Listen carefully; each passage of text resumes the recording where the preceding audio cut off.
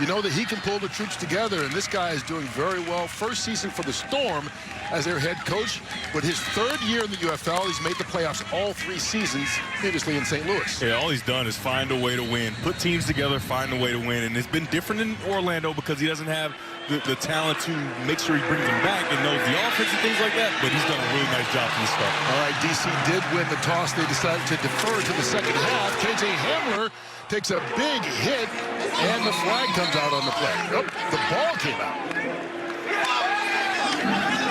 And it looks like Orlando did recover.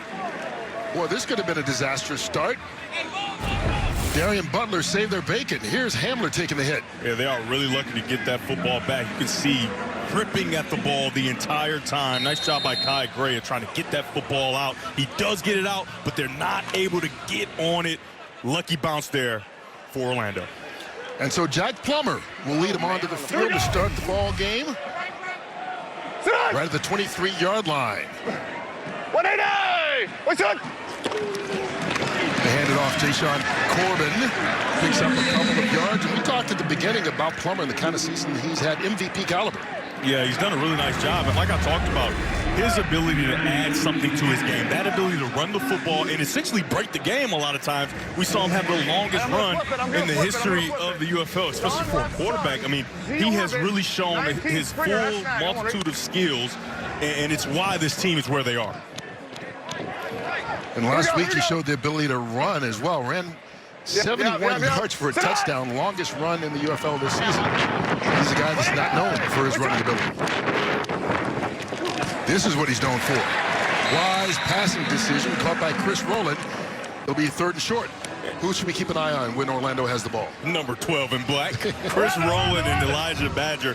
Those two guys together are really going to put this defense in a bind. And who knows Chris Rowland better than DC, DeAndre Baker, and especially Bryce Thompson. He's going to be in the slot following Chris Rowland around and trying to eliminate him because he's a big part of what Orlando likes to do. Yeah, Rowland was a member of that DC team that won the championship last season.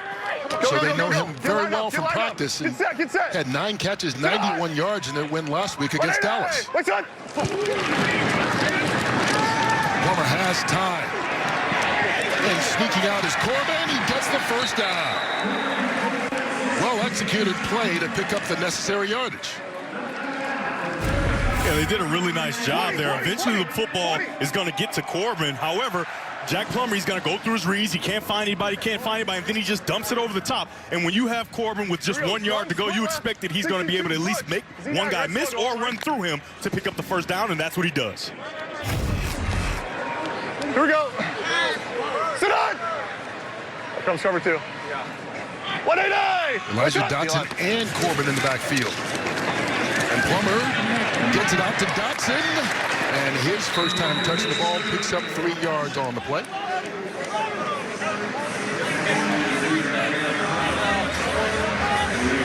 Coming into this game, they've only had one initial drive that has gotten a touchdown. That was in week 1. So the ability to start fast is so important for these teams. And we talked to head coach Anthony Beck. He said, listen, we can't go down 10 points. We cannot continue to put ourselves in a hole. Now, we've battled back and done a nice job, but we cannot continue to put ourselves behind the 8 ball. This is a pretty good start, Kirk. This is a nice start.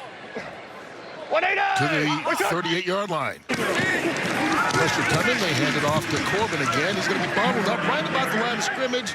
Devon Shade Maxwell, the first guy to get there. 11, 16 and 6. You can see the struggles that the Storm have had on offense this season. And as explosive as their offense has been, their offense early has been a struggle. 62 X knife F mash. Someone ready? Well, they've turned it around as the game has gone on. Good enough to have a 6-2 record, best mark in the UFL coming into this penultimate game of the regular season. 180! What's up? On 3rd and 7, 4-man rush. And that's Rowland. And the guy they love getting it into his hands, who's great with the yardage after the catch, shows why. All the way down the field into the end zone for the 62-yard touchdown.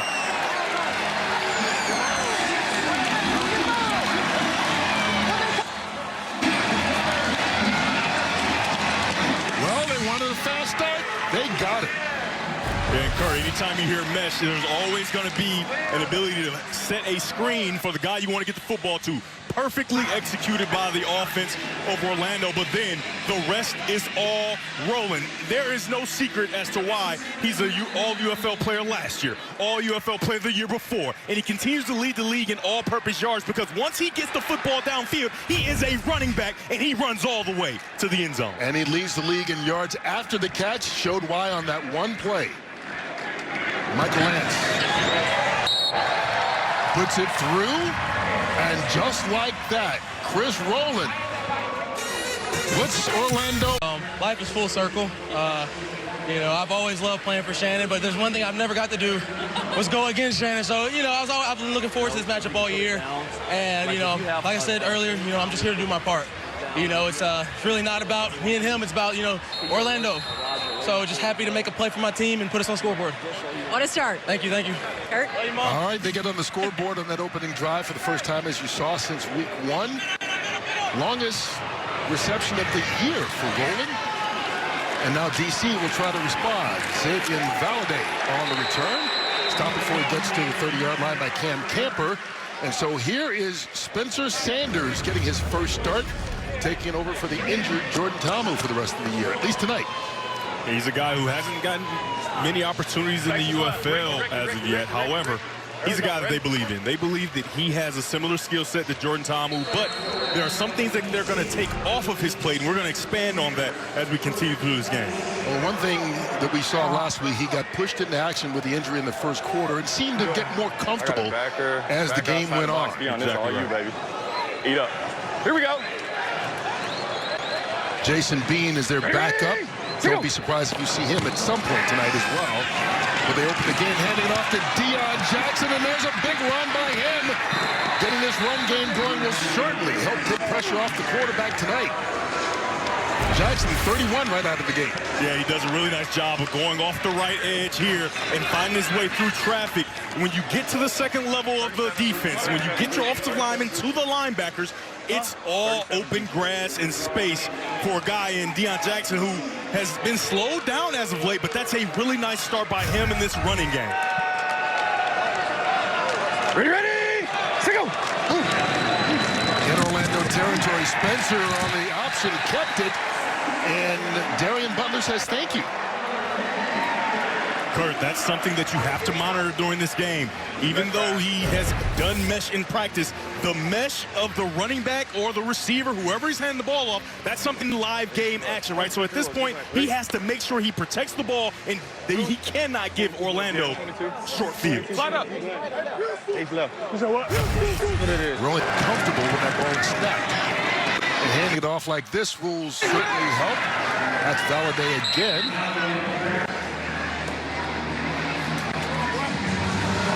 Give him 7 this time. Good find, boy. Good find. Good find. Oh, 71, 71, 71, 71, 71. My leg is heavy. Jack Plummer hoping his defense can get a stop here and hold on to the lead on 3rd and short. Ready? Single. Blitz coming. Picked up. Almost intercepted. Spencer threw it right into the hand of Nate Brooks, who can't believe he dropped it. I think he was thinking pick 6 the whole time. Yeah, he absolutely was, and it's just a spray release out route, right? And this ball has to be thrown on time because he is breaking as it's coming out. It is far behind the intended receiver, Cornell Powell. However, if you are number 26 in black, Nate Brooks has to make that play because you cannot allow confidence and opportunities to put up points on the board when you have a chance to take the football away. And no one was between him and the end zone. Oh, yeah. Here's Matt McCrane, 43-yard attempt, and one of the most accurate kickers in the league puts it through and gets DC on the board. So each team has had the ball once. Each team has put points on the board. I tell you what, though, DC lucky. Why do they play DB again? That's why. We know. Orlando holding on to the top spot right now, trying to wrap up the #1 seed for Anthony Beck in his first year of this franchise. McCrane kicks it deep. Corbin Jayshawn Corbin spins his way out to the 25. And that's where Jack had successful play.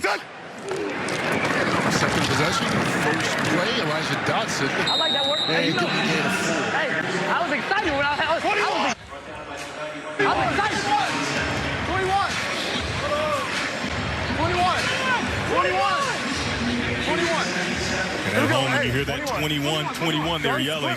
2 backs, 1 tight end. Somebody has to come off the field. Usually a wide receiver. 28. Both Corbin and Dotson in the backfield. 28. Cole, 28. Yeah. Sit on. 180. What's up? DC showing pressure. They come. Corbin bouncing off defenders. This is going to be a short third down attempt.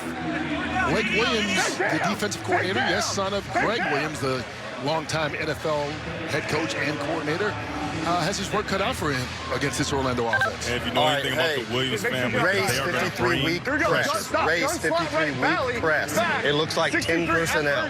Race 53-week press. It looks like 10 personnel. Find the third receiver. Buzz. Here's the press aspect he was talking about right here at the bottom of your screen to disrupt the timing. 180. What's up? 3rd and 2. Who else? Chris Rowland falls forward, gets the first down, keeps on moving, and yes, that's his 3rd catch already tonight, 13 on that one. Such a great feel there of getting outside the hook to curl defender and then kind of wrapping inside and just being friendly. And usually with the wide receiver, you say nice and big and friendly, but he's not the biggest guy on the field, but an easy target for Plummer. You can see they're handling one of the best pass rushers on the field, and not only on the field, in the UFL. Yeah, Brandon Smith, the linebacker for DC, still yet to get up after that play. Ability to have everybody viable, that's exactly how we like it. That's exactly. Scared me there for a second. I was expecting that high tone from you. There you go. Well, they've got to find a way to stop Orlando. They drove it down the field on their opening possession and are marching here on possession number 2. Liz. Brandon Smith got up and walked off the field, by the way, after being down with an injury. Movement early. False start. Offense, number 12. 5-yard penalty. First down. And that is on Chris Rowland. A rare penalty. This is Orlando. 11. Such a small flinch by him. That's a good pickup by the officials. He moves, but it wasn't much. But they saw him there, and it pushes them back. And so this really helps the DC defense. They haven't really figured out Orlando to this point in the game. They've kind of had their way driving the ball down the field to run in the pass game. So starting behind the chains is not something that Orlando does. And that's where Jack winding down. Hey, whoa. Yeah, Orlando's saying they didn't reset it. Timeout. Orlando, they're first. 30 seconds. Well, the officials are not agreeing. They charge him with that timeout. Why do we got to put a timeout there? Hey, you punched that bitch out. Who punched that bitch out on kickoff? I don't know, but we coming for that ass. No time left, Jack. I love you, though, bro.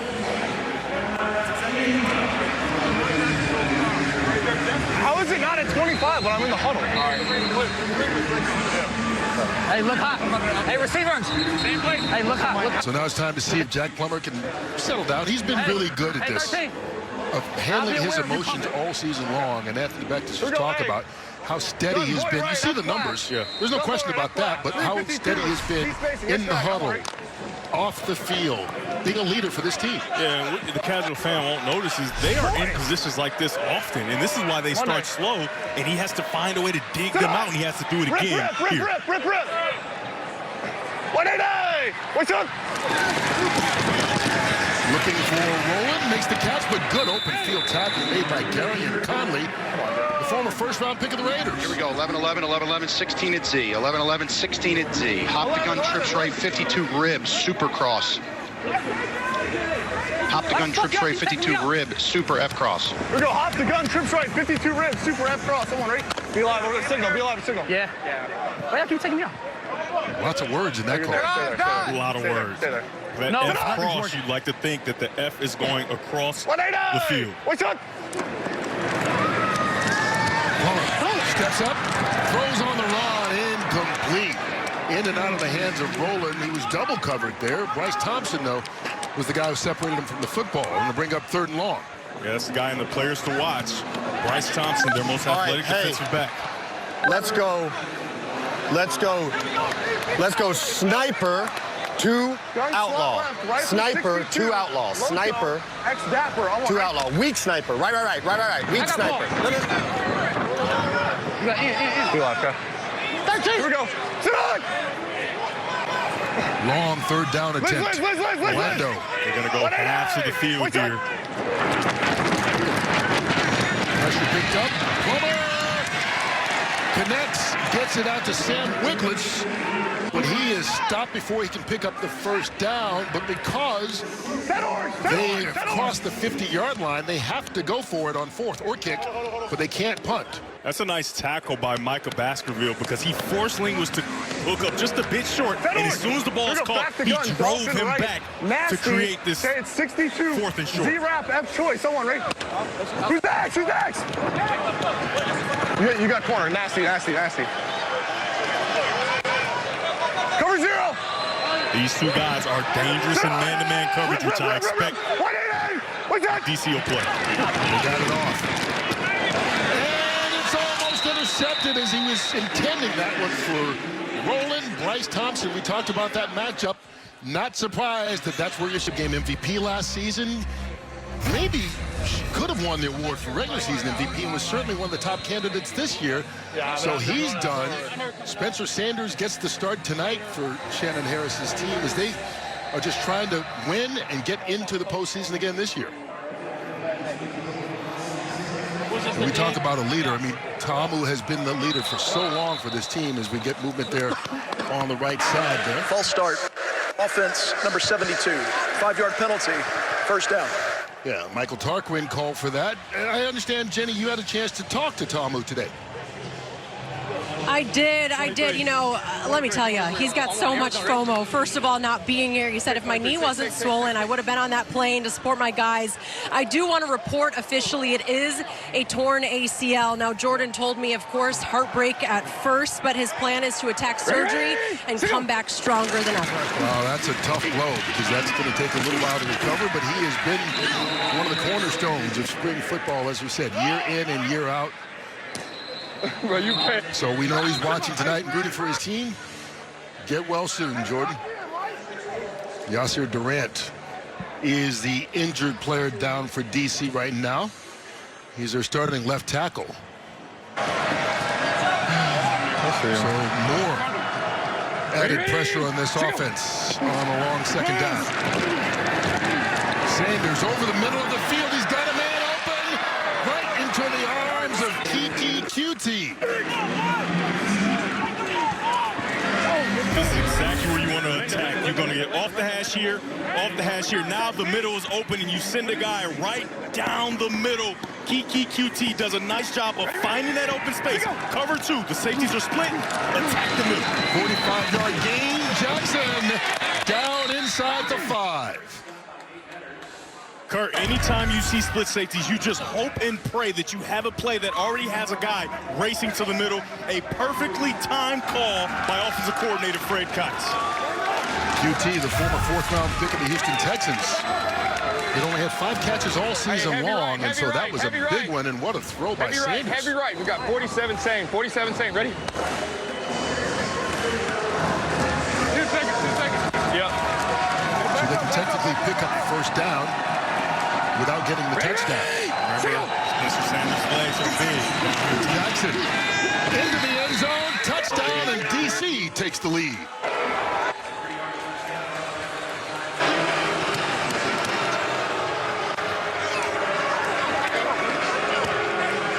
Way to answer, young man.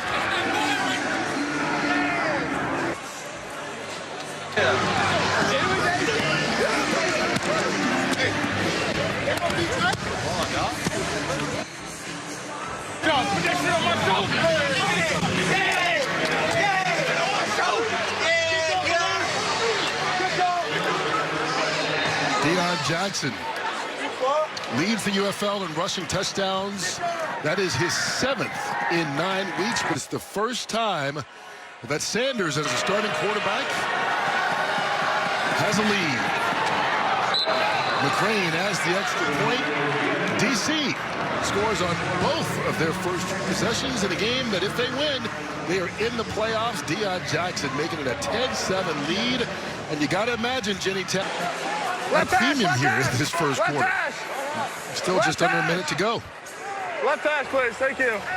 Both teams with a couple of big plays. That 45-yard pass to QT, and on the opening drive, Orlando had a 62-yard touchdown pass to Chris Rowland. 15 counter GT. I'm on right.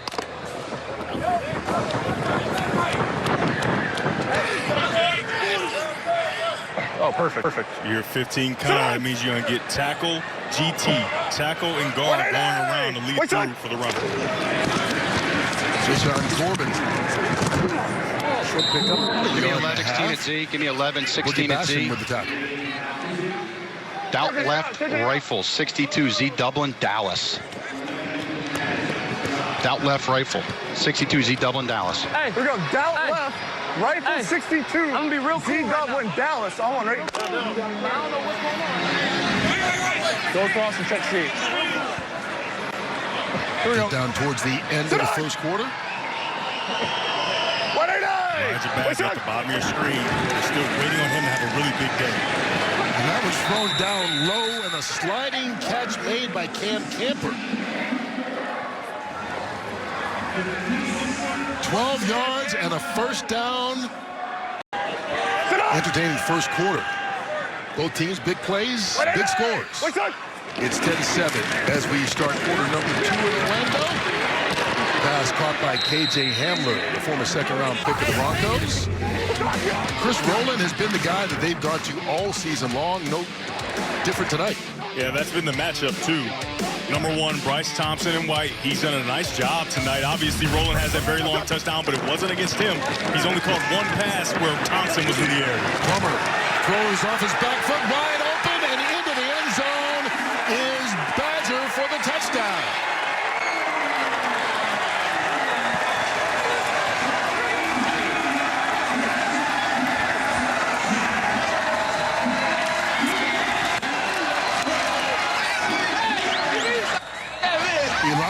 Badger, 4.43 speed at the combine last year. Takes it for 41 this time around. They try to go Tampa 2 and drop their middle linebacker, Brandon Smith, down the middle, but he cannot run with 2 in black. Elijah Badger, one of the most talented wide receivers, not only on this roster, but in the UFL, just runs scot-free down the middle and catches the touchdown. Michael Lance on to make it a 4-point lead as Orlando answers DC's answer. 5th touchdown of the year for Elijah Badger. You're absolutely right. He recognizes the open middle. And how much do you see a guy trying to play that Tampa 2 linebacker, but they don't got the skill set? Yeah, well, if you're playing Tampa 2, you better tell that middle linebacker to get out of his back pedal and turn and run, because you just pointed out Elijah Badger has some gas, man. He was flying through the defender secondary. Now, John, it's very well documented that you absolutely hate the clap, right? You like a nice hard count. So, I do. On a scale of 1 to 10, I'm giving you my hard count right now. At home, turn your volume down. Minute feeds the mic. Minute feeds the mic. Set. Wait! Put it on! What do we got? You know what? That's why you're in TV, Gardner. That is big time. That's why you are in primetime TV. So is that was 10? outstanding. What do we got there, John? Come on. That's a 10. That's as good as you can do it. Let's see if Washington can answer. All right, let's see what they can do. Spencer Sanders threw the big touchdown pass, or the big pass, rather, on the previous series, and now he'll try and get them back going again with Abram Smith at quarterback. And, John, I mean, you can develop quarterbacks. I mean, that's one thing that you know that you can do, and everyone knows that you can do. You got a young guy in Spencer Sanders making his first start tonight. What are you doing to try and keep him comfortable? Because it looks like they've done the right thing so far. Well, I think Coach Kais has done a nice job getting them some high percentage completions. They've run the ball. He got away with a mistake. It could have been a pick 6. But I like where Washington is. They have some balance. They're making some yardage on first down, and this is the defending champion, the Washington, D.C. Defenders. So I'm anxious to see the medal that they show right here in this drive. Abram Smith picks up the first down to keep the chains moving. Have you ever had a situation where you've been a team that's having success and then lost your starting quarterback of the season? And how do you rally the troops? It's hard. That's why you got to have a leader like Shannon Harris of the D.C. Defenders. We lost Brian Greasy 1 year, and Chris Sims took over. We did manage to win the division, but everybody has to step up their game. This Defender defense has to play better, and I think right now they're going to have to run the football and try to keep Orlando's offense off the field. Yeah, and what you can see here already, this offense doesn't really look much different than what we saw from Jordan Ta'amu, and Shannon Harris told us that's exactly how he feels about his quarterback. The one difference is now you have your center, Michael Maietti. He's making all the calls in the pass game, right? So now you can free up Spencer Sanders to play fast and not have to worry about setting the protection and trying to protect himself in the pass game. Well, Orlando sniffed that one out right away. Abram Smith on the carry. Isaiah Buggs, who we mentioned missed last week's game, with those fresh legs, making the tackle in the backfield for a loss. And he is a mountain of a man inside, man. He does such a nice job of controlling offensive linemen and not allowing them to get to the second level, right? So not only does he get through, but now the offensive lineman can't get to his linebackers, and it's a party at the football. So it'll be 3rd and 9 for Sanders and this DC offense.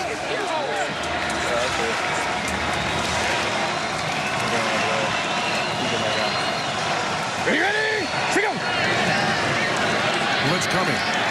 Sanders under pressure. Gets it off and throws it too high, incomplete. Cornell Powell, the intended receiver, but good coverage there in the secondary. But Buggs, once again, bugging the quarterback. Yeah, he's a problem. He lives in the backfield. I know they're so happy to have him back. He just controls the offensive lineman. Look at those fast, aggressive, heavy hands, and then he starts to chase and dives and almost gets there. You got to love those defensive linemen that can play inside, outside, and that can rush the passer in this heat on 3rd down. Great play by Buggs. Yeah, you had a guy like that, Warren Sapp, so you know a thing or two about how that helps the team. Yeah, and the cool thing about Buggs is he doesn't necessarily get tired. He's an every down interior lineman at that size. How rare is that, John? It is rare, and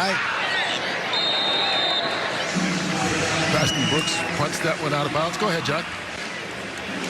No, I just think it's a credit to Anthony Beck, who's not only the head coach of the Orlando Storm, he serves as the GM. And he's been able to find a lot of good players on both lines. And you're going to win the UFL championship with good defensive line play. And he knows he's got to have that 4th quarter pass rush in big games like tonight. You know, and Beck, we talked about it earlier, one of the best coaches. I mean, he had the 2 previous years in St. Louis, took them to the playoffs. This expansion franchise in Orlando, first-year head coach, takes them to the playoffs, and they got a chance to be the #1 seed. But you're right, he's built this team with the line, and these receivers he's got certainly help as well. Here on 1st down, they hand it off instead. Elijah Dodson with the run. Man, these receivers, Devin, I'm anxious to see what you think of these guys. That's the first time I've met Chris Rowland. I met him at the hotel today.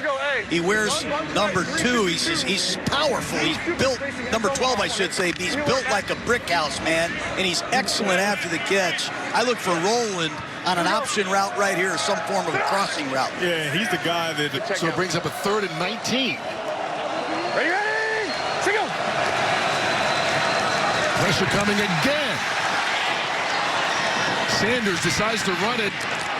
Talked about how he likes to use his legs, and on 3rd and 19, he does a great job of running there. Nate Maters finally stopped him, but after a 16-yard run, so it's 4th and 3, going to be stopped just short of getting that 1st down. Yeah, they're going to punt that football away, and that's a good job by Orlando's defense. Now they see, oh, we forgot Spencer Sanders can use his legs, so they can have a lot more lane integrity in other scenarios when it's not such a long distance to go. It's good they got him to the ground and forced the punt.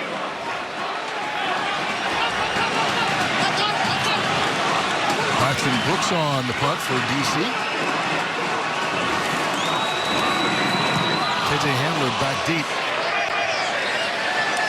And again, watches Brooks punt that one out of bounds. And Jack Plummer will get another shot at it. So far, 11 of 14 tonight, 167 yards, 2 touchdown passes. He's been who he's been all season. He's been efficient. The moment is never too big. He hasn't used his legs just yet. However, when he gets that ball out and allows Roland to run, the accuracy of a football on the shallow cross is so important. And then, under immense pressure, finds a way to put a rainbow into the end zone into his other top receiver, Elijah Badger. Yeah, leading candidate for MVP going in the final 2 weeks. 14 touchdowns, John Gruden, and only 1 pick. Seven. Talk about that efficient. Is saying something. Yeah. Very efficient. Here on first down. And he dumps it off. And that's caught by the tight end, Steven Stilianos. You know, you look at Orlando's ball distribution, Devin. It's impressive. Yeah. You know, they got Badger. They've got Rowland. They've got Hamler. They just threw the ball to the tight end. They've got the number 2 rusher in Corbin. Colin Thompson's done an excellent job with his ball distribution and his formation usage. They've been in a different formation almost 7 plays in a row. You talk about distribution. 12 completions for Plummer, 8 different receivers. A little draw play here. Jayshon Corbin picks up a couple. Let's listen to the play call by Thompson. 10 cam. Hop the gun, dolphin right. 63, Y stomp, F cross. Hop the gun, dolphin right. 63, Y stomp, F cross. Here we go. Hey, hop the gun, dolphin right. 63, Y stomp, F cross. Someone right. He's got such command of this offense. Great communicator, and it really helps this offense function at a high level. We good? Let's see what they do on 3rd and 3. Wait, son. Here comes the blitz. It is picked up, an easy throw for Plummer. Going up and grabbing it. Cam Camper only need to get 1 foot down in the UFL. Did he? He did. And, John, this is the one guy you didn't name because he came on late. You get an injury to K.J. Hamler, and then they give an opportunity to 16 in black, and he has made good on it. The slot fade, one of the most indefensible routes in football, and he skies up. For an injury to a defensive player. 29 yards on the reception, and DeAndre Baker is still down for D.C. But look at this by Camper. What range to fully extend and go catch that football at its highest point. The question will be, though, did he come down in bounds? The one thing you have to look at is his elbow. Does his elbow come down in bounds? Yeah, can I see a different look? We are still looking just to confirm this. Okay, and we see the elbow hits before the right hand, right? Go back to that shot.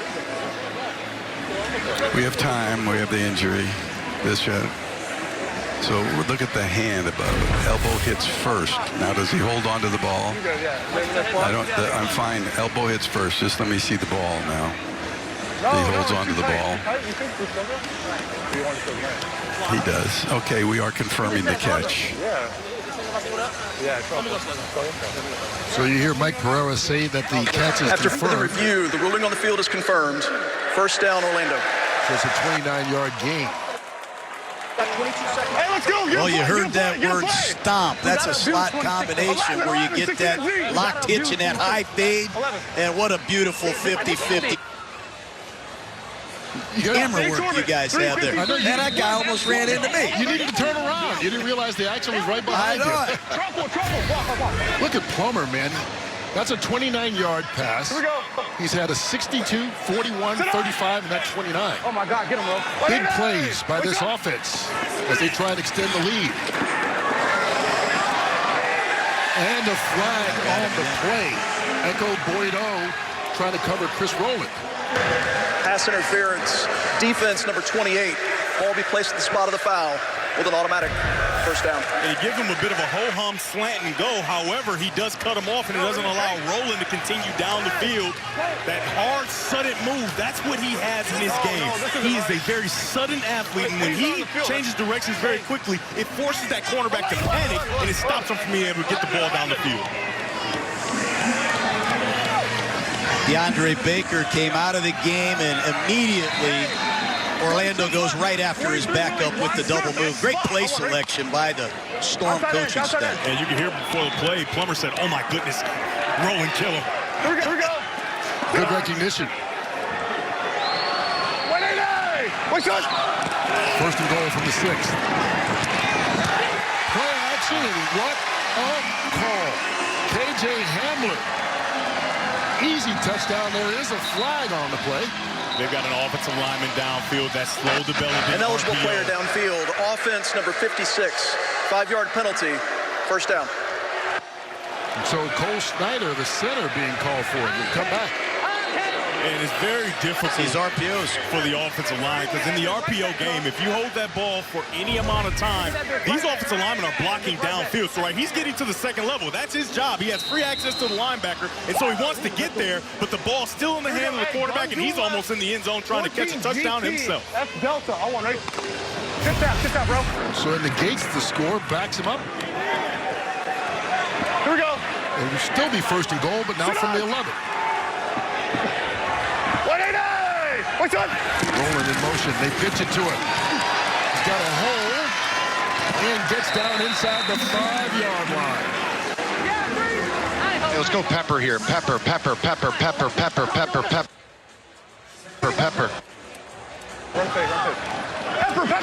Over there, KJ. Bunch right, KJ. Bunch right, Pepper. Here we go.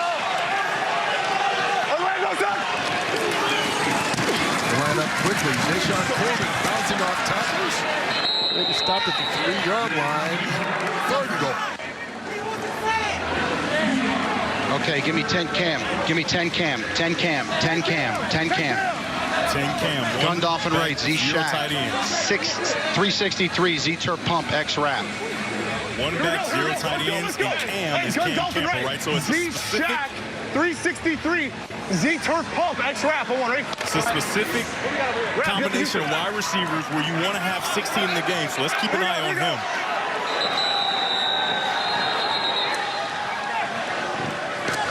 Timeout.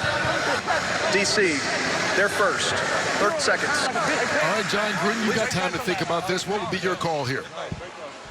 Well, I like this running back a lot. I think Corbin is a great short yardage goal line runner.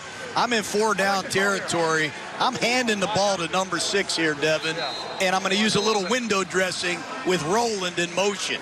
But I want number 6 to put 6 points on the board right here for Orlando. He's a great traffic runner. And that's why you're an offensive guy, because you know that window dressing with Roland are going to get a lot of eyeballs. And as long as you wait a half a second, a downhill, forward-leaning runner is going to be able to get in the end zone. But I'm going to take it a step further. I want to make sure I have Plummer with the option to keep the ball as well, because his legs could be dangerous. And even if he pulls his hands out without the ball and starts to run, they're going to follow him and open up those gaps even more. That's a good call as well. Let's see what happens. And as you see, most likely going to go for it on both third and fourth. We'll see if they can knock it in. Plummer open in the end zone. How easy was that to Cam Camper? Fooled us both. Double move by Camper in the slot. Oh, yeah. And he's wide open. I mean, it's a great concept, John, where they get him. You get that window dressing where you're going to get a guy in the flat really quickly, right? So when you see that, you want to react. So he pretends like he's blocking, and then he just wraps himself around into the end zone, and that's that 10 personnel Cam. 1 back, 0 tight ends, but we want to have Cam Camper in the game, and that's how far he's coming this season. Started off the season inactive, and now he's got his own personnel and a touchdown on that drive. I love it. That is awesome. Well, you've been raving about Jack Plummer. For those that hadn't seen him before tonight, you understand why. I hope he gets in at camp. Well, he spent a couple of seasons with the Carolina Panthers and trying to earn his way back into the National Football League. Cam Camper. John Gruden loving that. You got to love every 20 year. And tonight, this is Sanders' opportunity. He's been waiting 3 years to get this chance.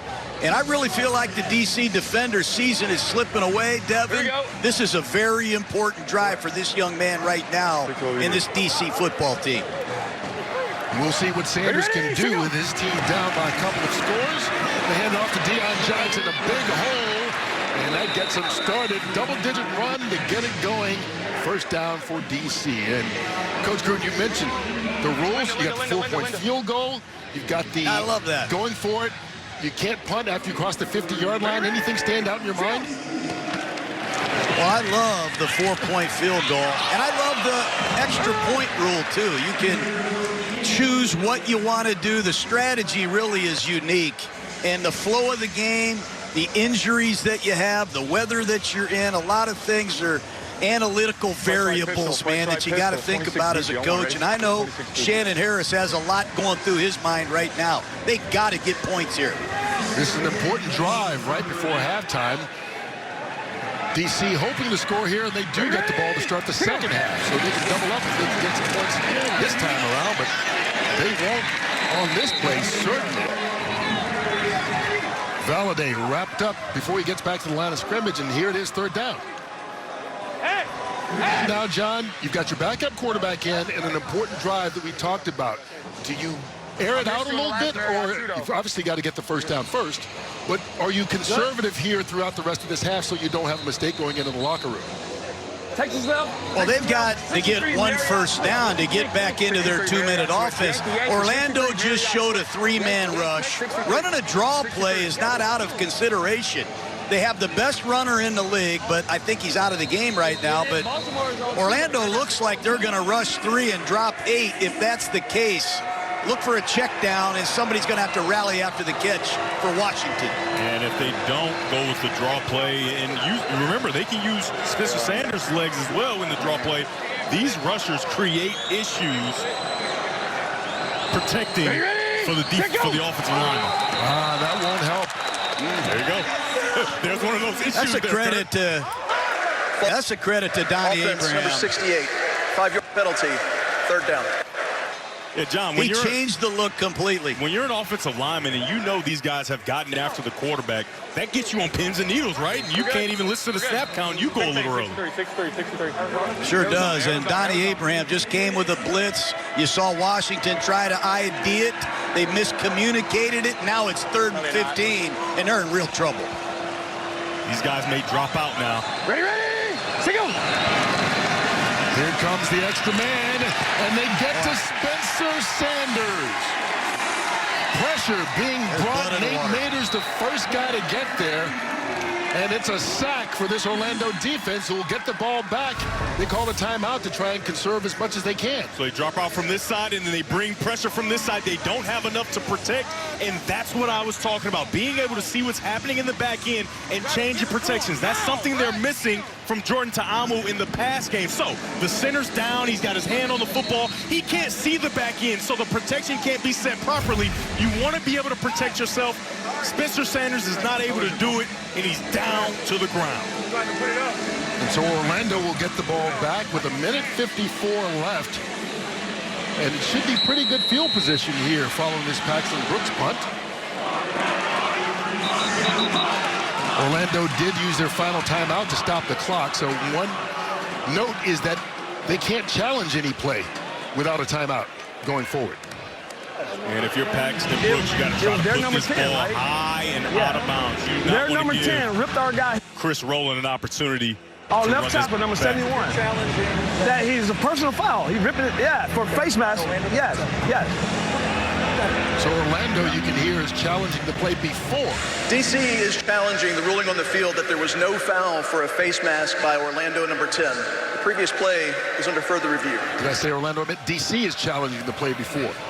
So they're trying to get a first down, and you can challenge any call that's not made if you believe try to that it should have been. A look. My initial look at it, back it up. So as we take a look at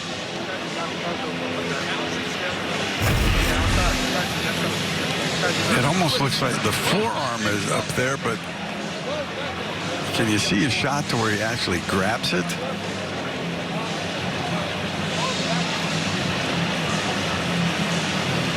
Oh, here he goes. This is the shot I need.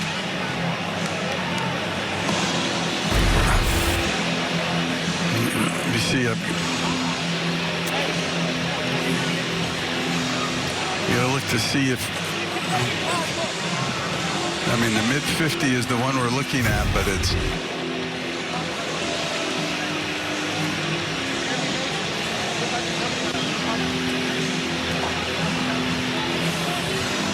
Has he got the hair? He's got the handful of hair.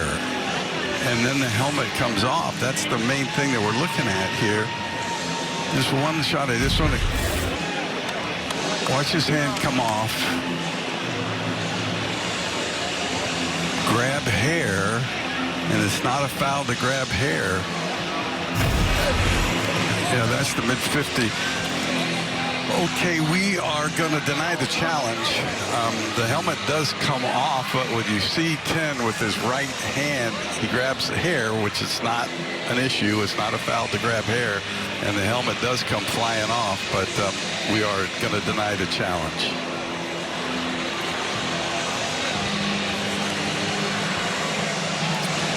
After further review, the ruling on the field stands is called.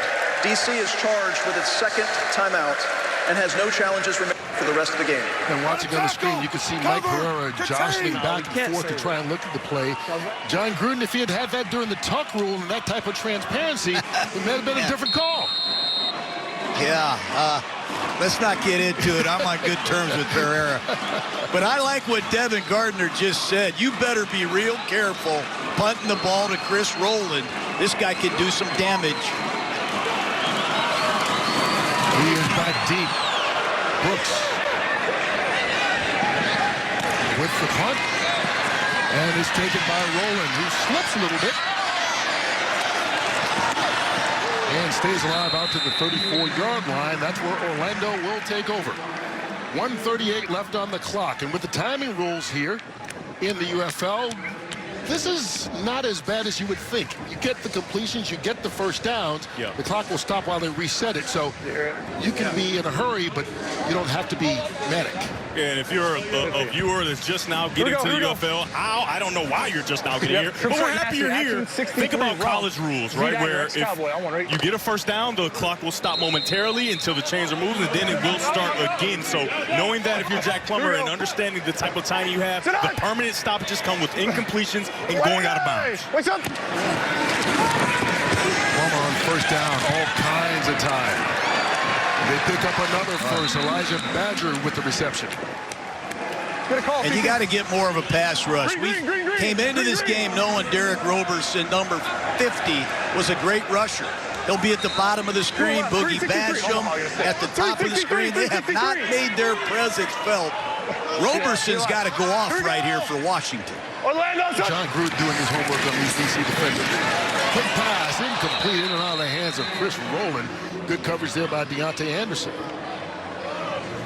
Hey, John, this time they have the safety stack. Safety stack, you know you got to smell a rat. Yes, you do.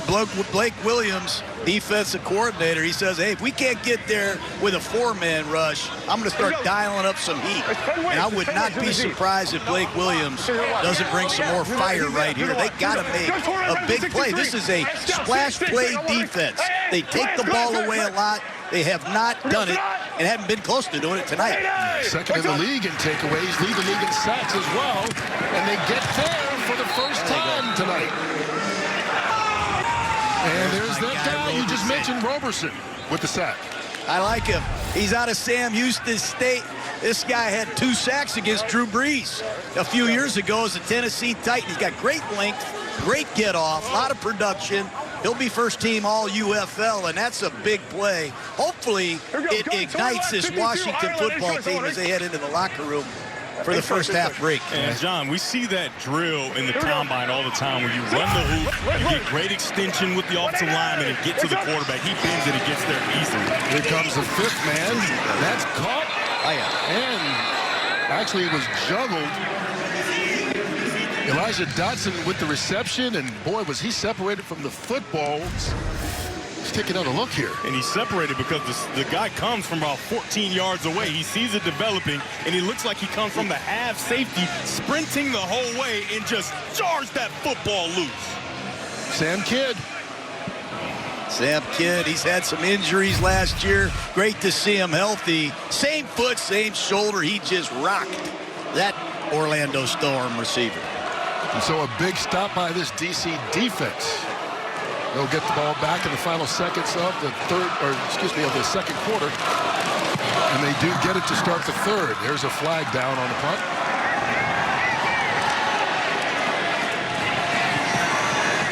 Kiki. Check out the penalty marker. If it's on Orlando, you expect that they will not re-kick because nothing good happens on a re-kick.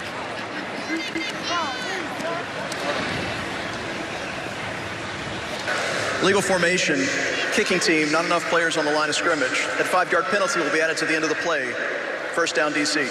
Okay, 24 seconds left. Spencer Sanders getting his first start, only 2 for 5 for 56 yards, and started the game well, but has gotten in a funk since then. So you wonder, would you think about changing quarterbacks at halftime at all if you were the head coach, John, or let him keep going? Ready? I think all options are on the table. I know right now they've got to think about Matt McGrain. He's a long-range kicker. You guys have seen him kick 2 60-yard field goals. That's a 4-point kick. And if they could get those 4 points, it would be a one-possession game. But to answer your question, Kurt, I think all options are on the table at halftime for Coach Harris and this Defender football team. Their season is on the brink. You mentioned McCrane, the only kicker in the league with 2 60-yard field goals for 4 points. Sanders throws on the run, completes it out to Deion Jackson, who makes a move. Good run after the catch by Jackson, and that's the kind of play DC needed to kind of get going. 26 yards on that one. Yeah, that's a huge play because not only does he pick up big yardage and put him in position to try to get points on the board with the field goal, he also gets out of bounds, right? So now they can get in the huddle, they can calm their hearts back down, find what play they want that works. And remember, the middle of the field is not off limits. They can still attack the middle because they do have 1 timeout left. All go. You see, they need to get the ball to the 42 of Orlando in order to be able to attempt a 60-yarder. And that one tipped right in the middle of the field. Darian Butler preventing the completion. 10 seconds left and 1 timeout. 10 seconds is plenty of time. You got to get in a huddle and say down. We got to make a pass. We've got to catch the ball and go down, take our timeout, and give Matt McGrain a chance, or at least set up a Hail Mary. But I look for a deep square in, Devin. Clear it out with your slot receiver and try to throw one of those deep square ins that Washington's known to throw in these long yardage situations. Get it to 14. Looking that way, Sanders pressured, takes it right across the 50-yard line. 4 seconds left. Right now, this would be about a 65, 66-yard field goal. I'd give him a shot for sure. You got 2 60-yarders already in your back pocket. I don't see why you wouldn't get a shot at knocking this one through before the half. Let's see where they spotted exactly. We mentioned McCrane's already at 2 60-yarders this year. Kurt, this guy, McGrain, he made a field goal to help me win a game in 2018. He kicked the buzzer beater to beat the Browns, 45-42. And this is within his range. I mean, this could be an NFL record, AFL record, and UFL record if he could pound this through. They're third and final. 30 seconds. Is DC icing their own kicker right now? They're letting them think about it for a little bit. Well, here's McCrane. He kicked the first 4-point field goal in more than 100 years in professional football. He did it first possession in week 1, and he added one a little bit later on in week 3 as well. So he's done it twice. This would be his longest attempt so far. We'll see where they spot the ball to get an official number. And will Orlando have a returner under the goalpost just in case? All right, it's a 67-yard attempt. That'll be the longest in the history of football. They should give him 5 points if he makes this. Here we go. Oh, he had the distance, but just to the left. It was close. I mean, it's like, oh, yeah, DC won again after that blunder in the beginning of the season, and then you lose 2 straight and lose your quarterback. They will have the ball to start the second half. And that's Valladay. And Xavier Valladay out across the 30-yard line. So here we go. Let's start the second half here. Spencer Sanders can't find his helmet on the sideline. All right, so now he's going to race in. There you see the numbers from the first half. Not a whole lot going for DC, who got off to a quick start. Actually scored in their first 2 possessions. Yeah, they did. And if you're a fan of football, you probably remember Titans. And when Waterbug couldn't find his helmet, that is not a good sign. You got to know where your helmet is to make sure you can perform. But the one thing they did do well in that first half is run the football. 104 rushing yards, dominated on the ground there, but they've got to find something in the passing game here, down 11. Ready? Second. And Abram Smith wrapped up right at the line of scrimmage, falls forward for a couple of yards on the play. Hey, Zach, take this off.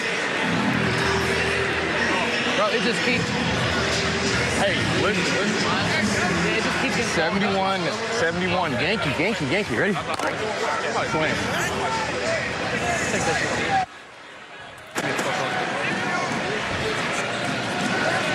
Big-time retreat coverage here on the outside. This is an easy completion to get Sanders started. And a hard count working in their favor.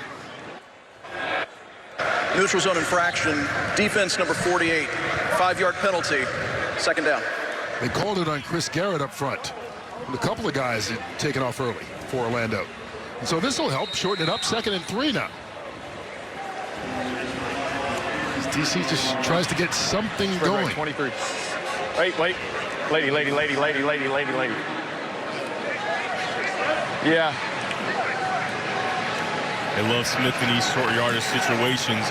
And remember, the legs of Spencer Sanders is also an option. There it goes. And there it is. He throws it. Looked like he was going to keep it. Eric Ezekanma with the catch and the run afterwards for the first down. I mean, just so many options. This is the new school triple option, right? You got option here, bubble here, and quarterback keeping the ball there. He fakes it, he keeps it. He could pick it up, but nope, I've got a better option outside. That triple option, it's almost indefensible, and it's a first down pickup for 13 in white, Ezekanma. To the 48-yard line. Yeah, middle open here. If they want to throw the football, they have a real opportunity. In the middle, out to the tight end, Mason Fairchild. Let's listen in on the second down call. Spread left.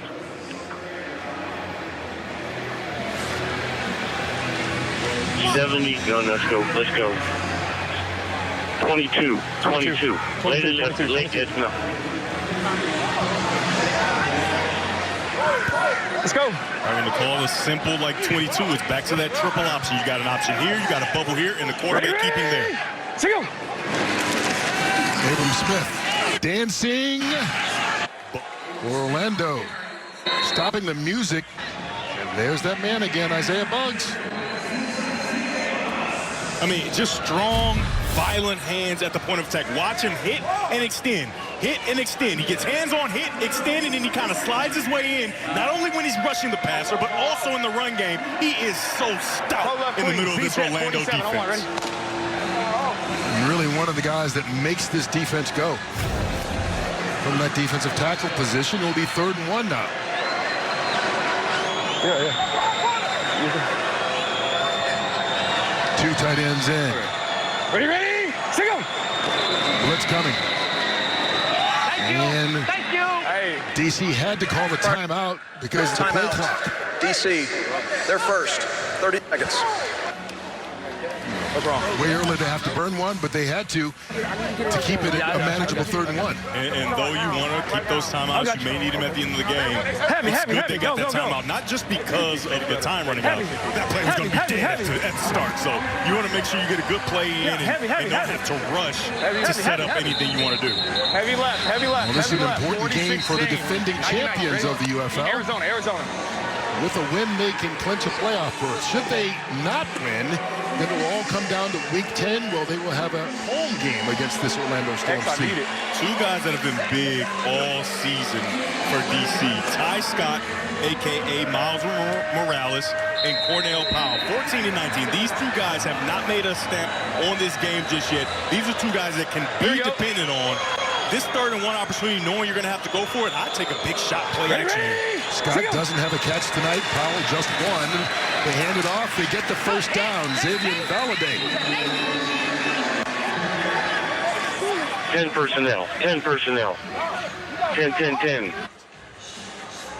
Remember, 10 is one back, no tight ends. Spread right. Spread right. Quack. Spread right. Quack. Red. Smash. Red. Red. Arizona. Smash. Red. Time smash is a corner here, hitch outside. Corner here, hitch outside. Pick which way you want to go. Ready? Set go. Sanders looking right. In and out of the hands of Braylon Sanders. Deion Jennings flashed right in front of him. That made the difference. And he got to the right guy, but the timing isn't quite there. If you get that ball out earlier, you have an opportunity. But because he didn't, that hook-the-curl defender expands, tips the ball, and that's very difficult for a wide receiver. You expect Sanders to make that catch. However, when that ball changes trajectory the slightest bit, it changes your eyes. You don't know where to put your hands, and it usually leads to a drop. That's a big one because he had nothing but green grass in front of him. There's an injured player for the Storm down on the field. I think that is Jennings, who made the play there on the previous down. I mean, he overexerted himself there. Full extension getting to that hook to curl out to the flat, stopping that play from happening just by the tip of his fingers. He's with the Baltimore Ravens as an undrafted free agent out of Rutgers a couple of years ago, back in 24.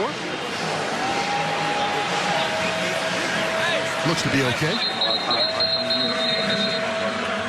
He's done some really good things today. Obviously, everything he does not come up on the stat sheet, but he's done a nice job of collapsing the pocket, forcing Sanders to feel like he's under pressure, and they would hope they can get him back because he's having himself a day, though the stats may not suggest that.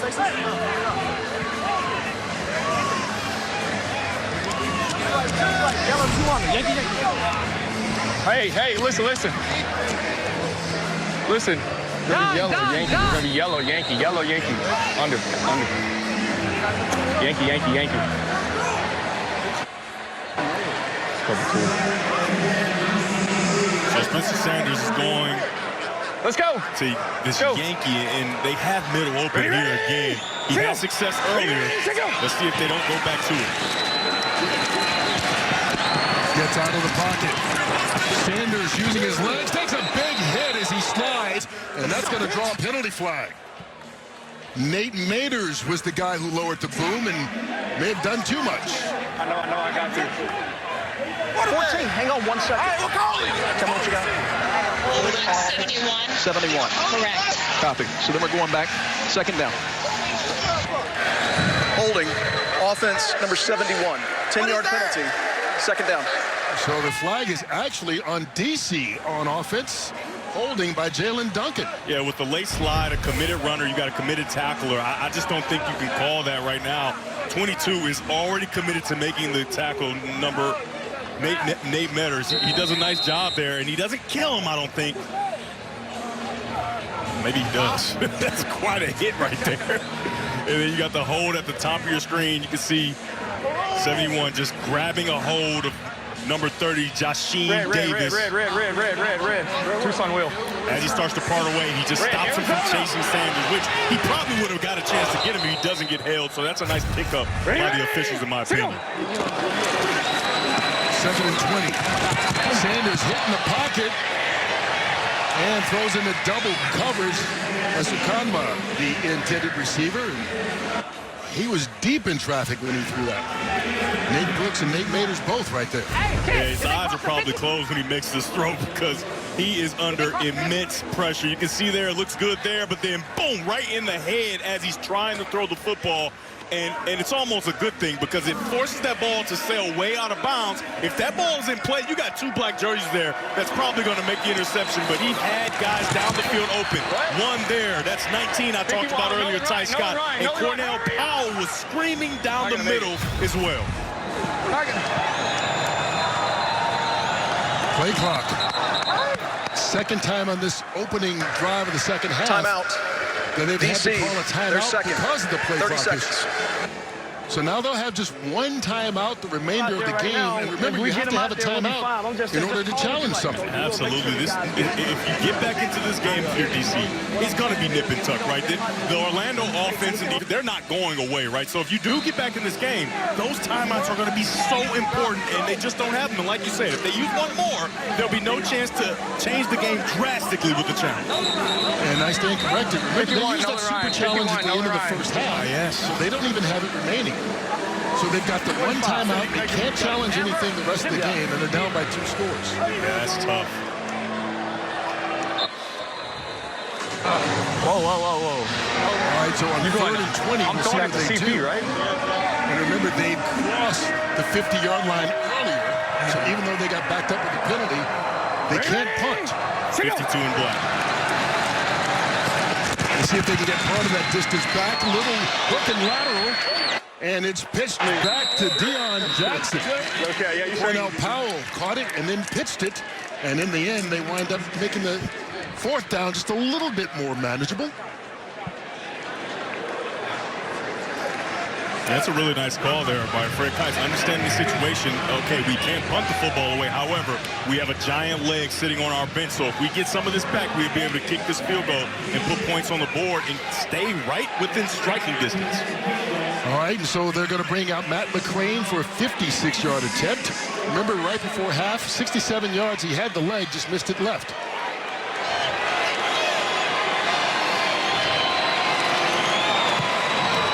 And this one is accurate.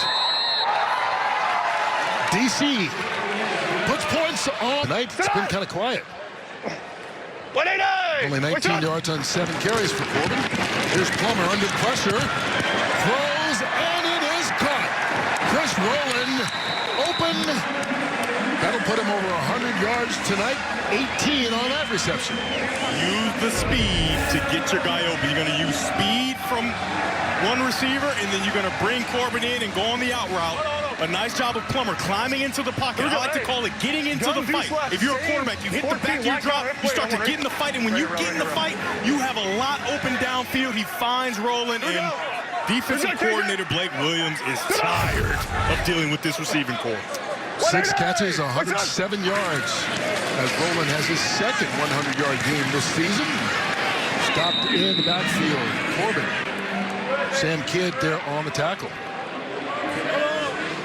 This offensive line of Orlando, they're doing a nice job pass protecting, but they just cannot find any movement of this DC defender defensive line.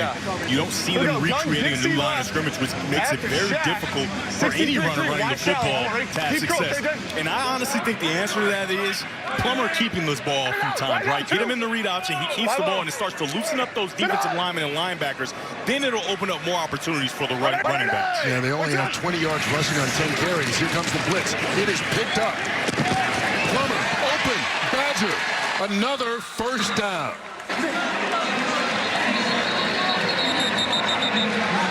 16 on that reception, and there's a flag on the play.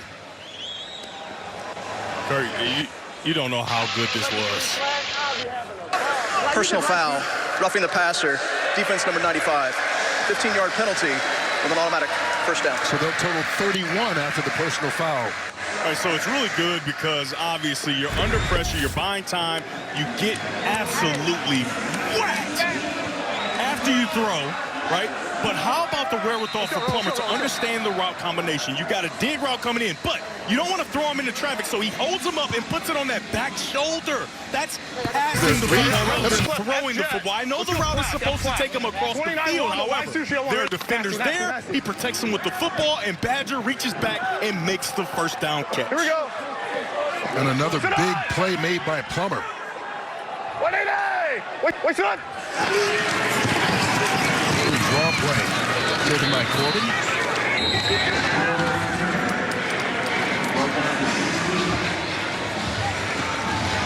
Anthony Beck just watching in comfort the way this offense is rolling tonight. Yeah, he compelled his team. He told us we have to find a way to start faster.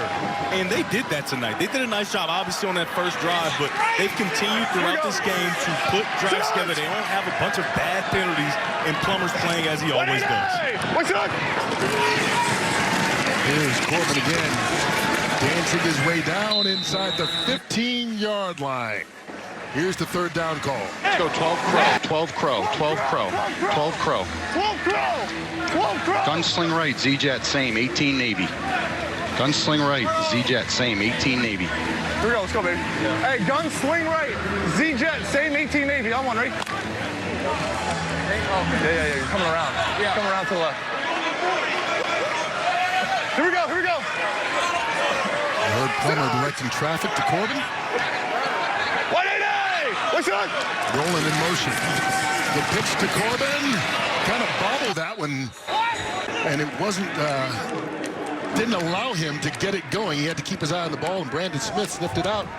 Tackled him in the backfield to blow the play up. Yeah, the guy that has to stop it is right here on the end line of scrimmage. You have quarterback and back. He does a really nice job of feathering it. That's Brian Abraham, number 45. He feathers it, forces the pitch, and now you got two guys outside. If Smith doesn't make that tackle, it'll be Abraham, and that's a really nice stop for DC. The first combo didn't get up to the basket. So Michael Lance will come on to attempt the 35-yarder.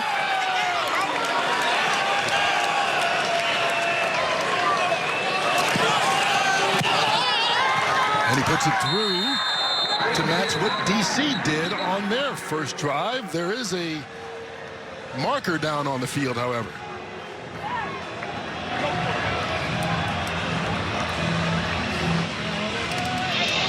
It'll still be fourth down. Just take the points.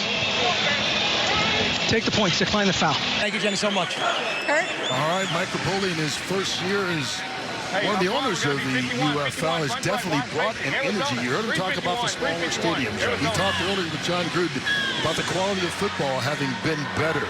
The rule changes. I mean, there's definitely, for those of us that have been around spring football, as we mentioned earlier, since 2020, with the XFL, the USFL, the UFL for this third season, there's never been the kind of excitement that there has been this year, and Mike Rapoli is directly responsible for a lot of it. Yeah, you can hear the passion and pride when he speaks about the league, right? This is his baby, and he refuses to let it fail, and you have to love that kind of leadership, and I'm excited. I know you're excited. Jenny obviously is excited.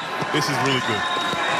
Oh, DC will be excited if they can get something going here. They got a field goal on their first possession of the second half, and Braylon Sanders catches it from Spencer Sanders on the first play of the second possession. And I think the fact that they drove down and got points kept Jason Bean on the sideline, and they thought to give Spencer Sanders another opportunity because they saw some life. They saw some movement from the offense. Ready, single. On 2nd and 2, Sanders keeps it. Good run. He gets pushed on the sidelines. No flag on the play as Avery Young shoved him. Still in bounds, but a good run by Sanders there on second down. The read key here is Chris Garrett. If he comes down too tight, you go around him. You got a lead blocker as well in number 87, Ben Bresnahan.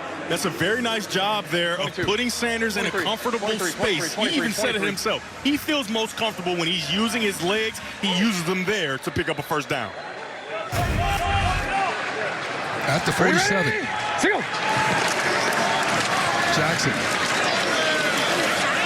Give him 2, maybe 3.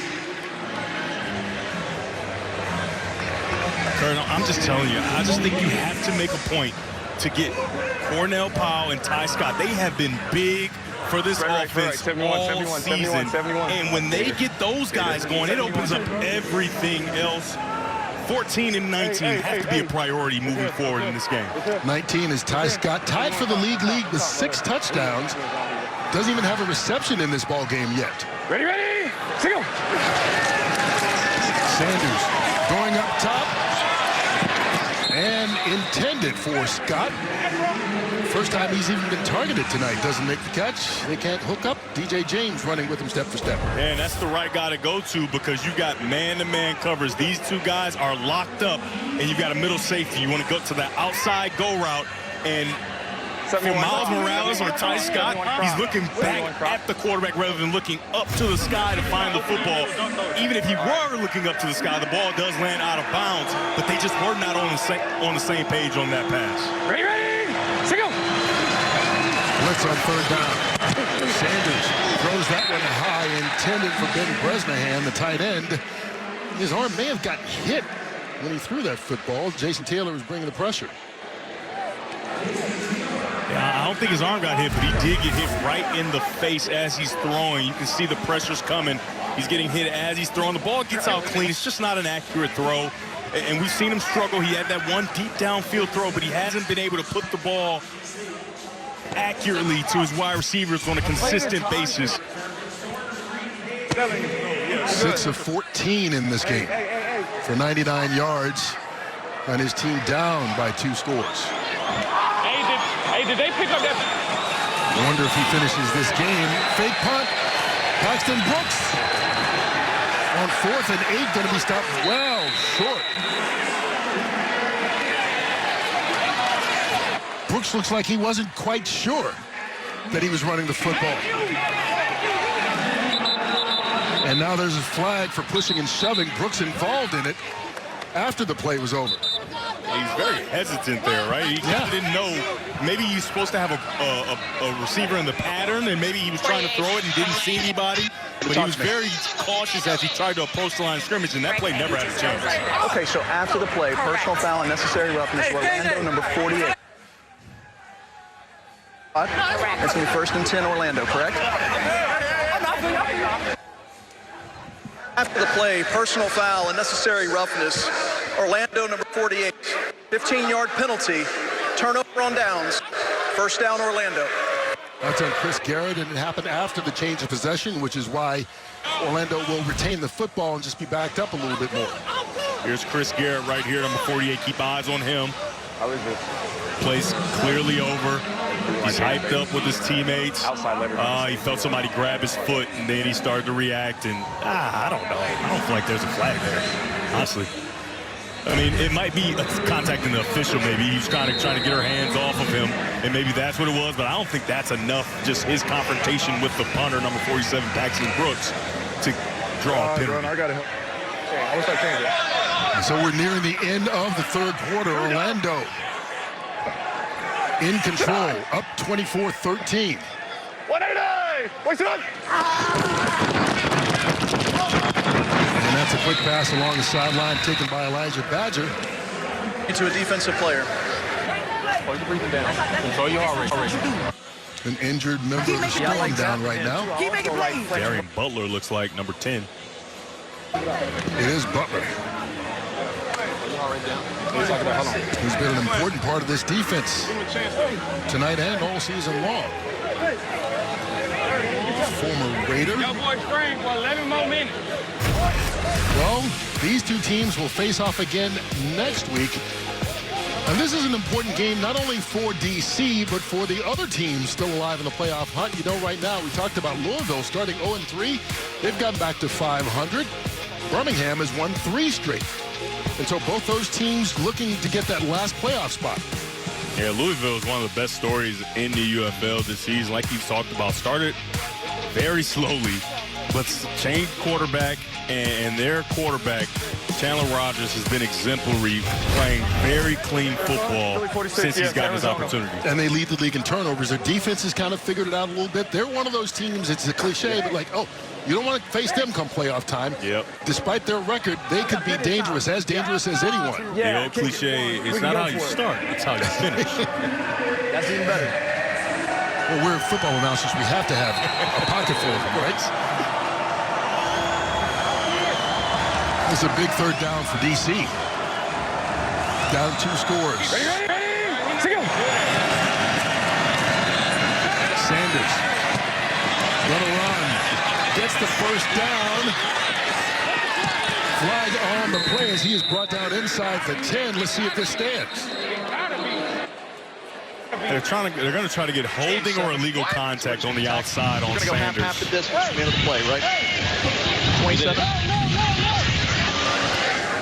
Holding. Yep. Defense number 27. That penalty will be forced half the distance to the goal from the end of the run with an automatic first. Chris Claybrooks called for it after the 25-yard run.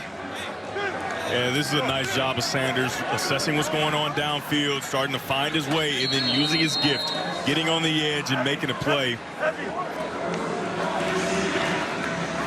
Here's the holding call over 56 there. is reporting eligible. 56 is eligible. And number 27, Chris Claybrooks, he started to grab me, tried to put his hands up, but I don't think he knows when you put your hands up, you're probably going to get the flag now, because now you're showing us that you must have done something wrong. Brought attention to yourself. So it's first and goal inside the 5. Galladay fighting. Getting a little help from his friends.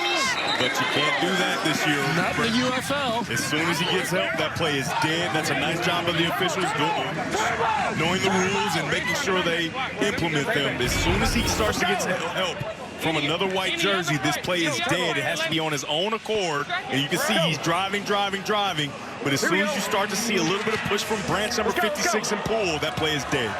Ready! Take it! From the 1, Galladay hit the backfield. Didn't even make it back to the line of scrimmage. Keyshawn Banks coming up big. Known as more of a pass rusher. He does such an outstanding job in the pass game. Watch him get tight to the hip of this left tackle and beat this play before it can get started. The puller's going around, can't even get to him, and he creates a huge stop for the Orlando defense. This defense has been a bend, but don't break defense all season long. How will they do here on 3rd and goal? If they don't get it here, I would think about going for it because you don't know how many opportunities you're going to get down in your tight. Sanders. Hit in the backfield and brought down. Isaiah Buggs. With the loss of almost 10, I think you had to kick it now, Kurt. If you didn't lose yards there and maybe just an incomplete pass, I would have supported going for it. But the pressure starts on the outside here. He flushes Sanders out of the pocket. We saw him in the run game, and that's a hold as well that they got away with. But that's such a nice job of getting to the quarterback on one side, and then in the inside, our favorite interior lineman, the big fella, Isaiah Buggs. What a night for Buggs. What a stand by this defense on the last 2 plays. DC was down 1 yard away from the end zone, and now they're attempting a 28-yard field goal that Matt McRae puts through. This cuts it down to a 1-score game. Connected on opportunities for himself, but he's been special tonight. 2 tackles for loss, a sack, and about 1 million disruptions, it feels like. He has been the guy on this defensive front for Orlando that's allowed them to hold on to the lead here in the second half. KJ Hamler on the return. Stopped at the 28-yard line. Let's check in with Jenny, who is with the Big Bugs. Isaiah, look, you missed last week. You told me, I'm coming back, I'm ready to go. And you said you wanted to do the interview if you gave some love to your guys. So let's start there, why this group is playing so well together. Man, this group's so special. We go to work with each other each and every day. Man, we came up with a motto in team meeting. We had our own players meeting, man, and we said together. And that's what we're doing. We got to win and lose games together. We got to stay together. And we've been doing that. We've been honing in on being together, man, and that's so special. This group's special. Coach Glover, he do a hell of a job getting us right. I got to give him some love, man.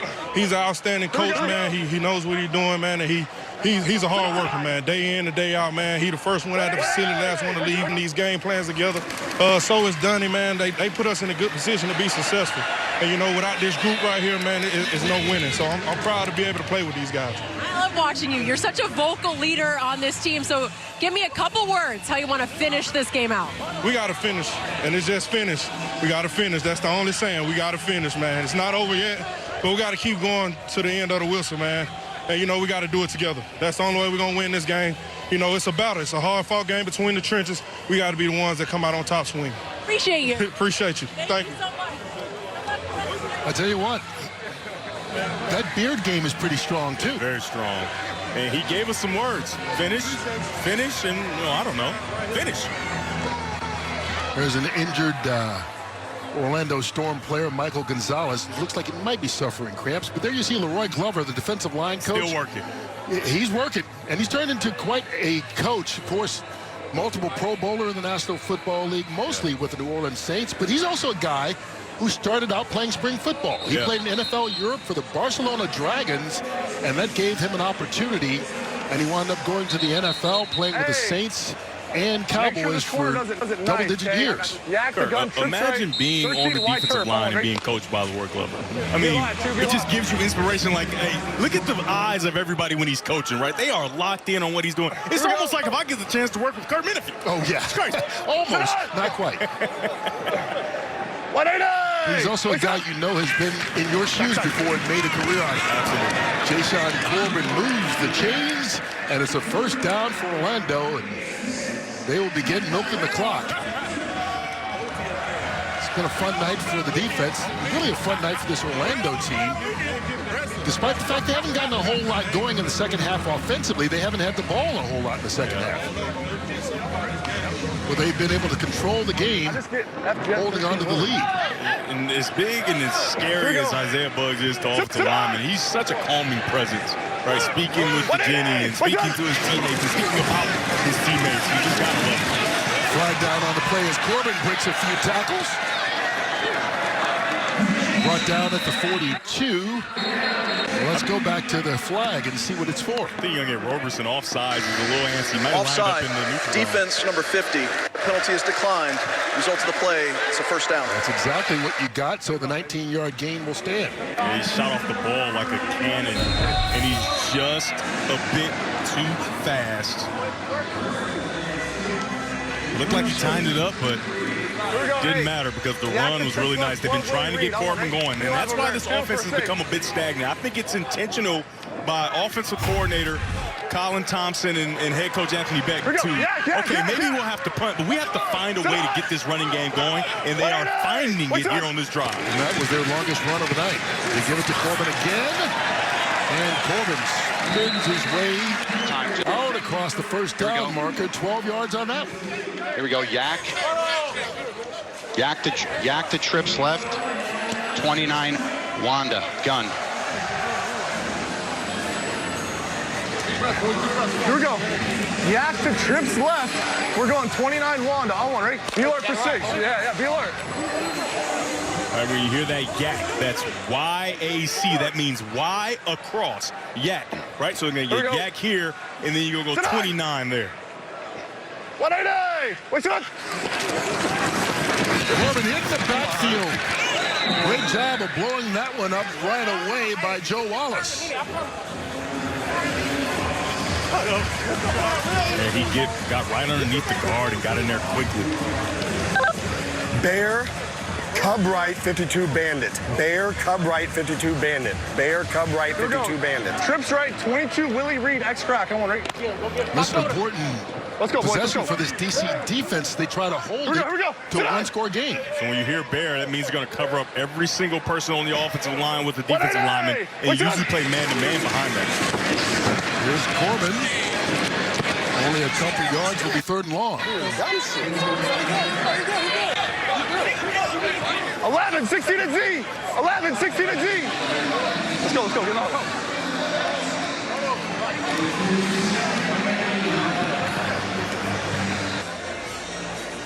Cub right, 52 bandit. Bear, Cub right, 52 bandit. Bear, Cub right, 52 bandit. X-Knife, F match, I'm on 63.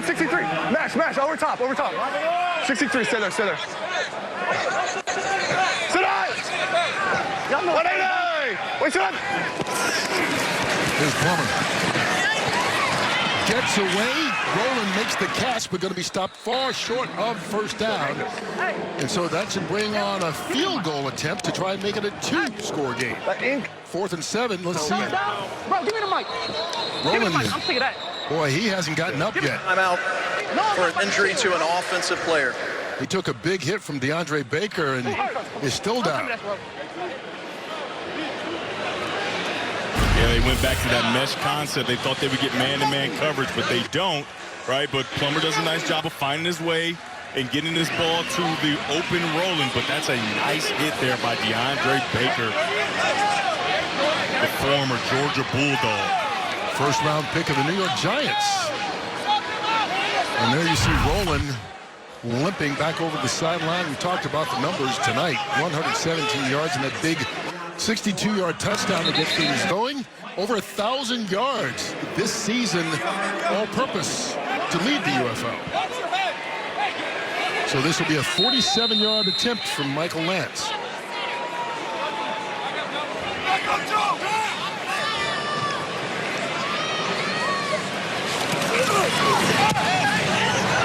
And he hooks it left.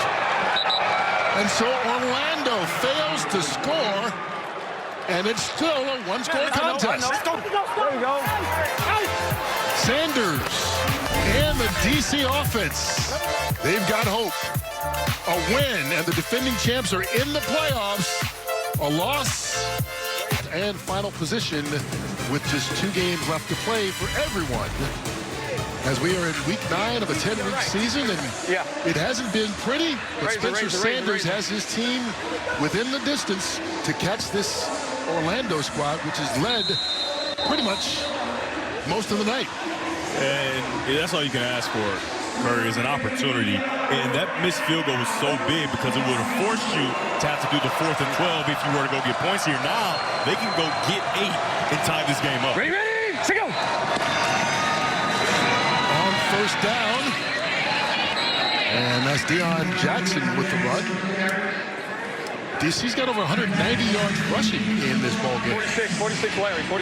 So, Kurt, with only one timeout, 3:45 and counting, the fear is that you use up all your time, right? And then something happens where you don't get the extra point, and then you have to do the 4th and 12. I would go a little bit quicker here. And they've had great success when they go quick as well. A little sidearm pass caught by Mason Fairchild. He dives, going to be short of the first down. No one touched him, and he got back up, so he'll get enough yardage for the first. Yeah, it looked like he tripped over his own feet there, and good wherewithal and great attention to detail to get up knowing that he's not down because nobody touched him. He trips over his own feet there. The turf monster gets him, but he rolls, gets up, and finds a way to pick up that first down. Ready. And take them into Orlando territory. Abram Smith. Following blockers, he falls forward across the 40-yard line.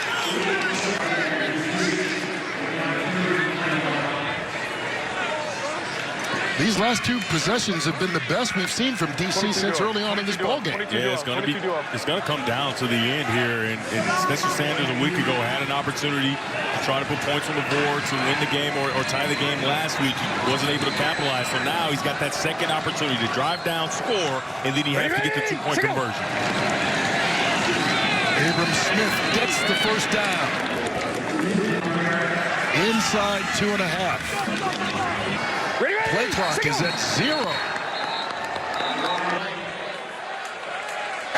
Delay of game, offense, 5-yard penalty, 2nd down. Well, this won't help at all.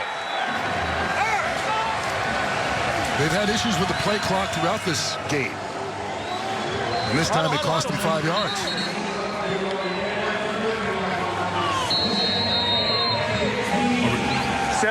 Ace left, 71,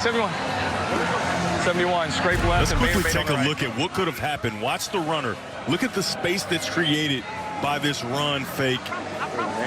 This is maybe not a touchdown, maybe he gets tackled, but he's going to get at least to the 10-yard line. A huge play that the Orlando defense is able to avoid. Here's Sanders. He's got an open receiver along the sideline. That's Powell. It'll be 3rd down. Obviously down by a touchdown. They're going to go for it.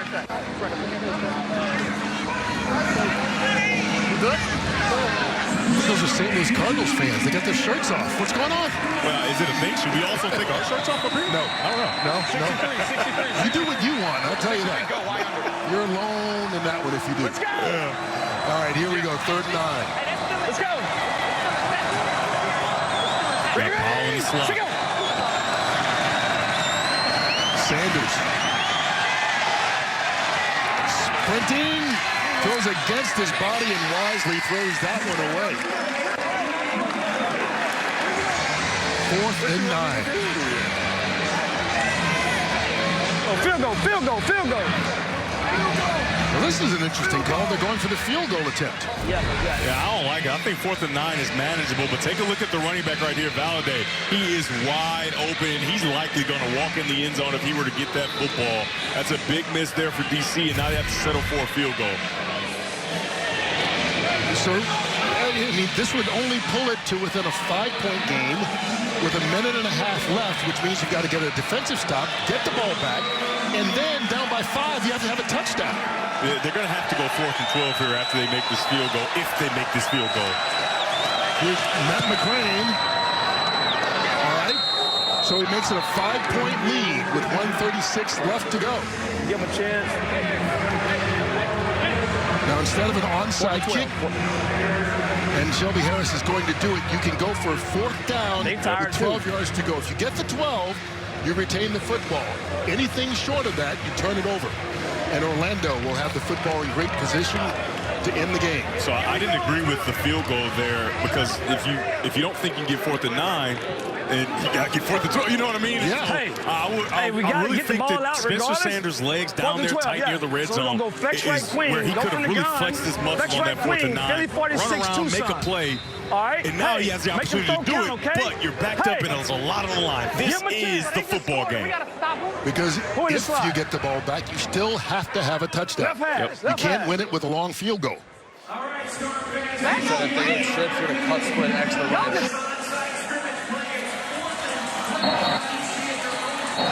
All right, so 4th and 12. The ball will be snapped at the 28-yard line. DC needs to get it to the 40 to hold on to the football and have a chance.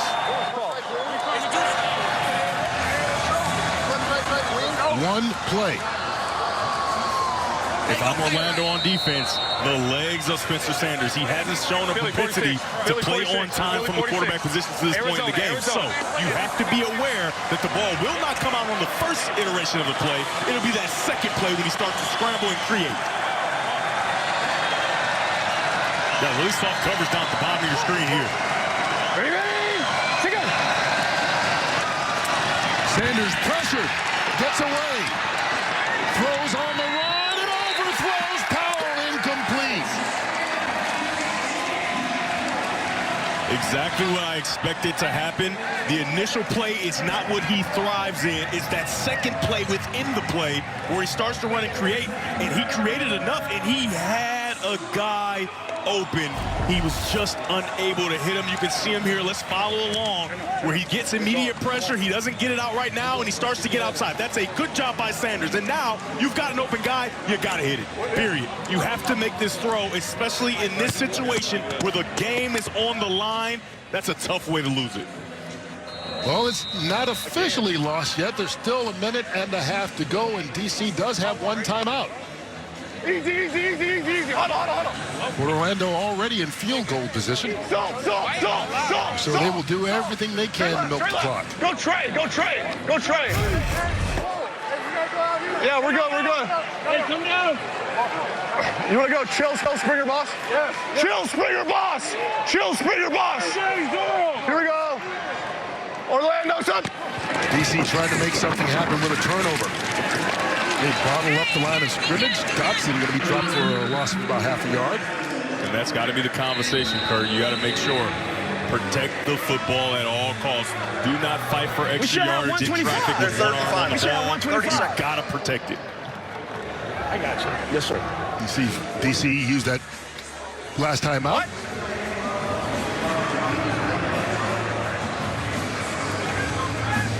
Yeah, milk it a little bit. Yeah. He said victory, but he got to take some time to get out. Get back. Okay. Do that a couple times. The best play in football here, Kurt. The milk knee, right? It's not the normal knee, right? Normally you take a snap, you take a knee really quickly. The milk knee means there's a little bit of extra time left on the clock. You've got to take it down some more with DC not having any timeout, but you've got to protect up front so they don't burst through and hit your quarterback while he's trying to waste that time. You're going to see him take the snap and start to crouch down, but not quite get to the ground yet until there's imminent danger. What's up? There he goes, wastes a little time, and then takes the knee. And a hit after. Uh-oh. There it goes. You serious, man? And You can see this Orlando offensive line not happy about it. Flags will be thrown after all the pushing and shoving goes on. And if you're Roberson, you've got to calm down. This season isn't over, and you can't be suspended for a game or something like that because of an action at the end of a game that's already lost. All right, so we're going to offset them, roll it down to 3. 75 Orlando, 50 DC. We're trying to run the clock out. After the play, there were fouls by both teams. Personal foul, unnecessary roughness, Orlando number 73. Personal foul, unnecessary roughness, DC. This foul's offset. It's 3rd down. It's probably the right thing to do in that situation, to offset the penalties. Yeah, you can see he's already taken the knee, and then he gets tackled to the ground, and then he gets hit again. So I can see the frustration from Plummer and the offensive line, and that's a penalty well deserved. You have to protect your quarterback at all costs. You will not be bullied or pushed around, so you have to get that penalty, but you would rather not have to do that. He took a knee and popped up so quickly, you wonder if all the DC defenders saw that he had gone down. So that may be part of it, but they offset the penalties. And now we look big picture here. Orlando is about to go to 7-2 on the season. And depending on what happens the rest of this weekend, they could already have the number 1 seed wrapped up when these two teams meet again in Week 10 next week in DC. Meanwhile, for DC, well, they've got to win next week. Kurt, something just happened. Because of that penalty, the clock was stopped on that snap, so then there wasn't time being wasted. And so there's going to be some time on the clock here for DC. Yeah. Now, does the outlook bleak? Absolutely. However, they may have one more opportunity. I want to quarterback for you. I want to quarterback for you. There's going to be about 30 seconds left after the Orlando Storm call this timeout.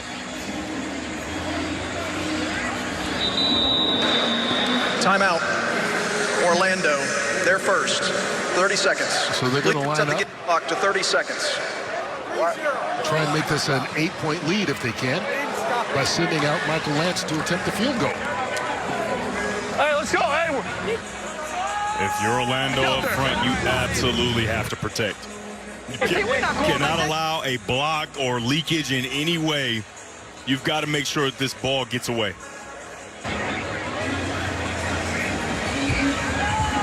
So DC will get the ball back, needing a touchdown, whether it's a 5-point lead or an 8-point lead. This is from 51 yards away by Lance. The attempt.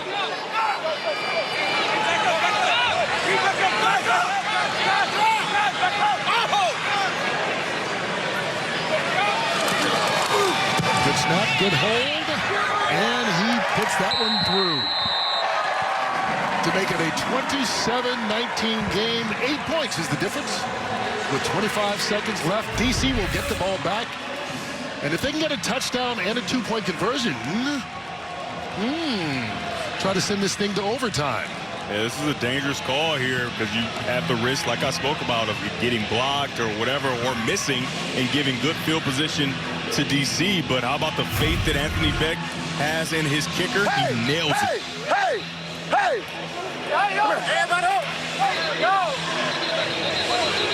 Hey, real quick. Hey, after this game, guys, they want us to go high-five, walk around the stadium one time. Well, this is their final home game of the regular season. And so Anthony Beck wants his team to celebrate with their fans, but they've got to make one more stop. What's the matter? Sanders going to get one more opportunity. Can he take advantage of it? He can't be thinking about the opportunity that he missed because, like I said, he has one more opportunity. And though it's bleak, it's an opportunity.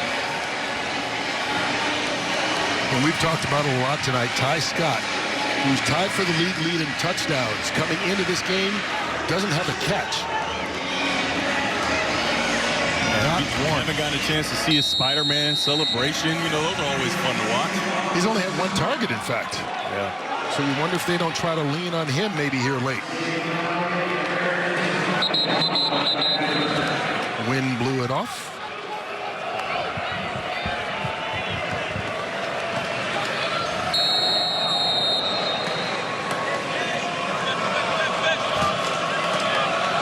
Valladay hoping to get a big return to give DC good field position since they're out of timeout.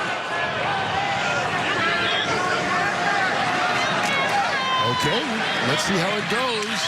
As this is Ezekama out across the 45-yard line. 16 ticks left.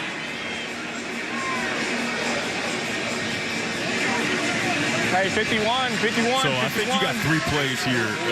They have to be quick. You're going to get soft coverage, you imagine, by Orlando because they don't want to give up the big one, right? So you want to get this ball to the sideline as quickly as you can. 51, Catch out of bounds. Now, if you do complete a ball that is not near the sideline, you absolutely have to get a first down. If the play won't result in the first down, throw it in the ground. Do not allow the ball to be caught over the football because then you may get one more play, but I would say you wouldn't actually. They are 53 yards away from pay dirt. And if you do happen to pick up a first down in the middle of the field, you have to hurry to the line to either clock or already have a play call. Sanders hit as he throws. Ball comes out. Orlando recovers, and that will do it.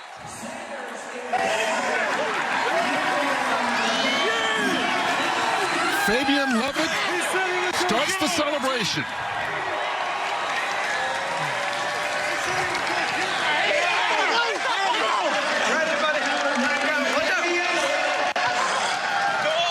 First turnover of the game, and it comes at an opportune time for Orlando to put a period on this one as they will go to 7-2 on the season. Keyshawn Banks laying the wood. And that's a mistake by Sanders. He goes 3 and a hitch, right?